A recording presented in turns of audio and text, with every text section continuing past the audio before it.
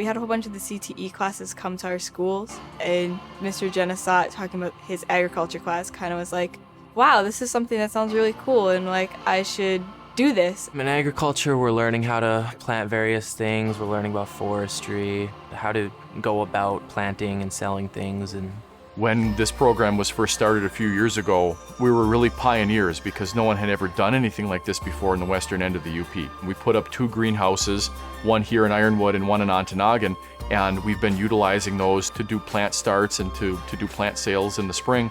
It's kind of evolved a little bit more based on the needs that we have in this community. Many of them are in forestry and natural resources, and so we've tried to incorporate and implement a lot more of those strategies into our teaching, into the curriculum.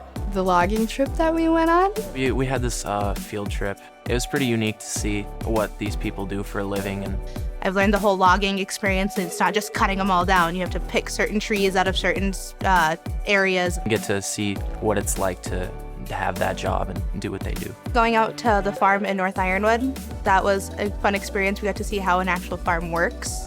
I got to sell all the plants that we grew because we got to go promote it to all the teachers, and it was really fun selling it. I got a job through this class. I had a summer internship with a farm, so that was really unique, and I wouldn't have been able to do it without this class. So The last few years that we've had this program, I have gotten some really good feedback from students. Some of them are in the agriculture field. We've been able to grow the program now to, I think we have like 64 students in both counties, and so it's the largest that it's been, and it just keeps getting better year after year.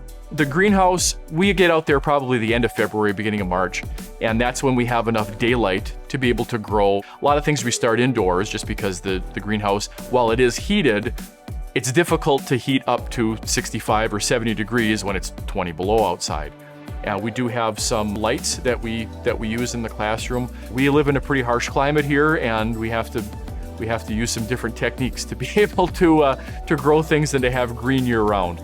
This class is definitely more hands-on, and I feel that people learn more when they're doing it themselves, actually using their hands. So you can ask questions right then and there. You don't have to go home, struggle with doing it, and then come back and try to remember what your question was for them. And we get to go outside, and we're not just sitting in the classroom. Much of what we do in the classroom involves working together.